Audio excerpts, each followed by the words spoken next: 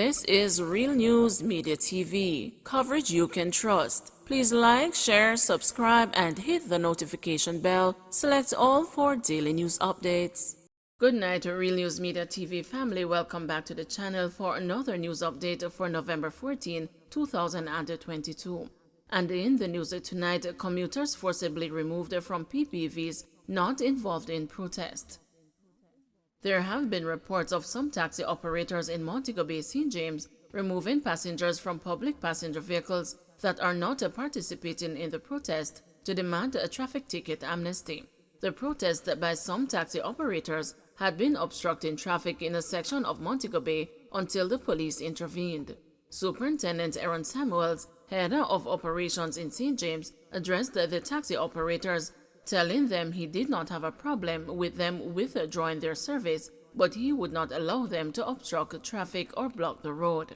The news was informed that commuters were also forcibly removed from PPVs in the corporate area and the Spanish Town by protesting transport operators. Superintendent Hope Nicholson, operations officer for St. Catharines South Division, said 2 transport operators in Portmore were detained for obstructing traffic. He said the operators were taken to the police station and would be interviewed in short order. But he noted that the overall protest in Portmore has been peaceful. In Clarendon, there were chaotic scenes in the Meepen Town Center on Monday morning as scores of taxi operators used their vehicles to block the roadway. The taxi operators were seen playing loud music while drinking and smoking. Mayor of Meepen, Winston Maraj, was also forced to find an alternative route to get to his office. Man shot dead while fishing in Westmoreland. A Westmoreland plumber was gunned down beside his girlfriend while fishing at a Big Bridge, Little London, in the parish on Sunday afternoon. The deceased has been identified as a 32-year-old Shamus Drummond, otherwise called Biggs, of a Mint Road, Greenhill address in Westmoreland. Reports from the police are that Drummond, along with his girlfriend, were fishing in a canal in the vicinity of Bridges Restaurant and Bar when 2 men rode up on a motorcycle. The pillion is said to have brandished a firearm and opened gunfire at Drummond, hitting him in the upper body.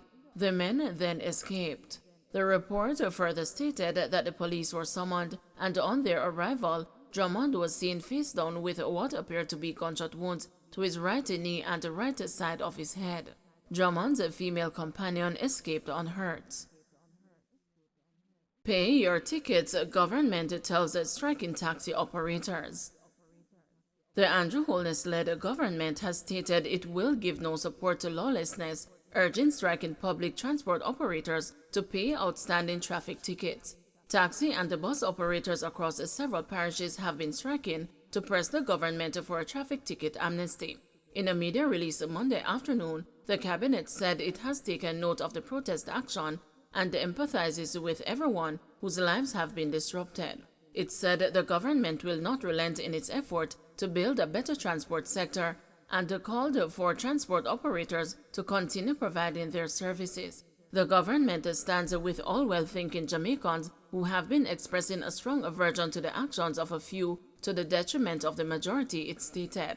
The statement disclosed that the government is undertaking the internal processes needed to effectively implement and enforce the new regime under the Road Traffic Act 2018 and its 2022 regulations.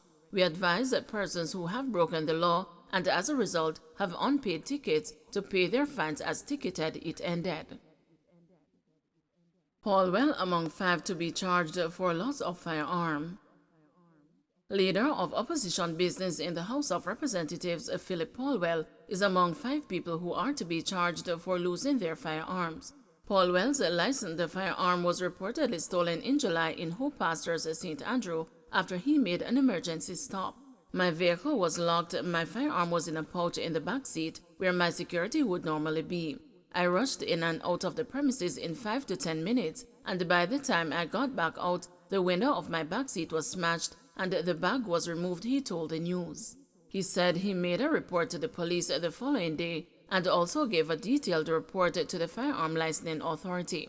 Head of the St. Andrew South Police Division, Senior Superintendent Marlon Nesbeth, said Paulwell's report was received and an investigation conducted. but he noted that the Kingston East and the Port Royal Member of Parliament is not the only one who will be facing charges for loss of a licensed firearm. I want to point out definitively he is not the only person.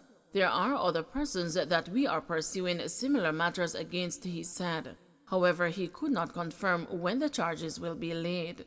As time progresses, the matter will be referred to the court for hearing. As a result of that, he will be most likely summoned to attend the court, he said. While not divulging the decision, DPP Paul Llewellyn confirmed that the ruling was handed over to the police more than a week ago. We researched, I appointed a deputy director, and in consultation with me, we came to a particular decision, Llewellyn told the news on Monday.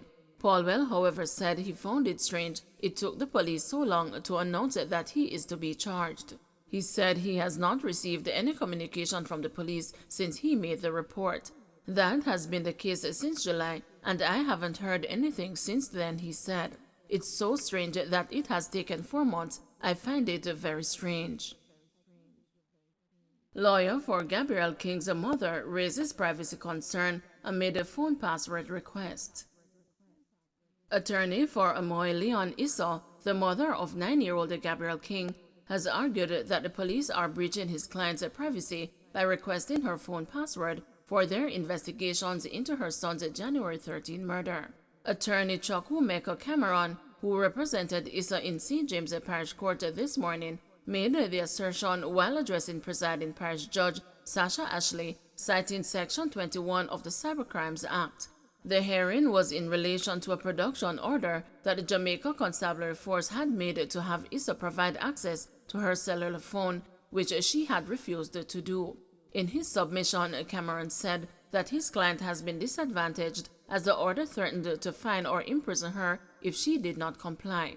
Cameron also argued that it is not up to a court to decide what safeguards can be implemented to protect his client's right to privacy.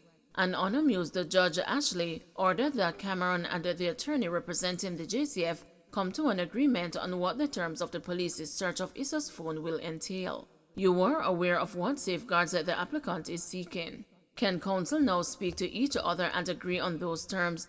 If the production order is to be varied, then let us do that, but what I am not going to do is sit and listen to someone read the act to me, said Ashley. The matter has been adjourned until November 18 for those discussions to take place.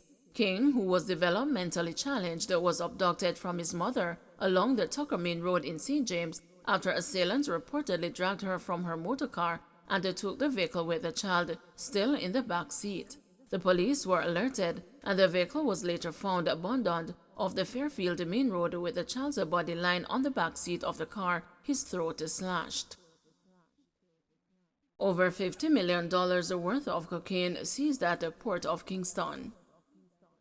The Jamaica Customs Agency said it continues to make strides in disrupting the illicit drug trade following the seizure of 34.6 kilograms of cocaine at the port of Kingston, valuing over $50 million.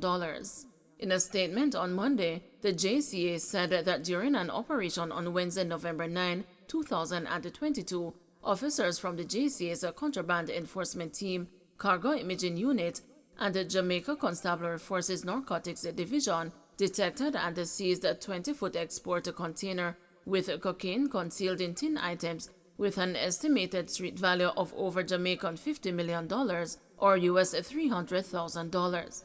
According to the JCA, the matter is currently being investigated by the Border Protection Division of the JCA and the Jamaica Constabulary Force's Narcotics Division.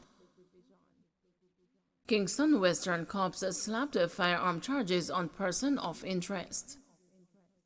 A man who turned himself over to the police after he was named as a person of interest has been slapped with assault and firearm charges. Tajay Freeman, otherwise called Weng, is charged with assault at common law and illegal possession of a firearm in an incident that occurred in Denhamtown, Kingston last month. Freeman, 30, from Golden Heights in Denhamtown, handed himself over to lawmen 2 Fridays ago after he was named along with 5 other men and asked to come into the Kingston Western Police. He was questioned last week and charged for an incident that occurred about 12:05 p.m. on October 28, 2022 along Regent Street, Kingston 14.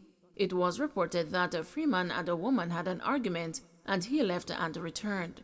The police said a firearm was pointed at the woman, who then made a report to the police out of fear for her life. Following investigations, Freeman was charged. Banking executive and helper freed of forgery charges. A banking executive and her domestic helper were today both found not guilty of forgery charges in the Kingston and the St. Andrew Parish Court.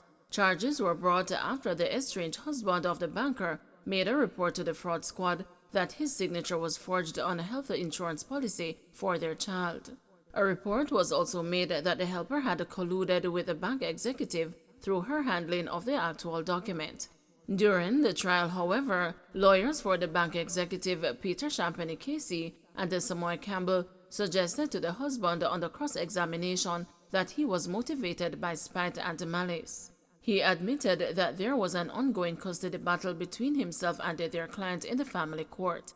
In finding both the banking executive and the helper not guilty, the court noted that there would have been no motive for the husband's signature to be forged, as the health policy was fully financed by the banking executive. The helper, who was also represented by Champagne and Campbell, had asserted that she had witnessed the husband signing the policy documents before delivering them to the banking executive. The name of the banking executive is being withheld owing to the fact that the child of the marriage was at the center of the complaint with the insurance policy.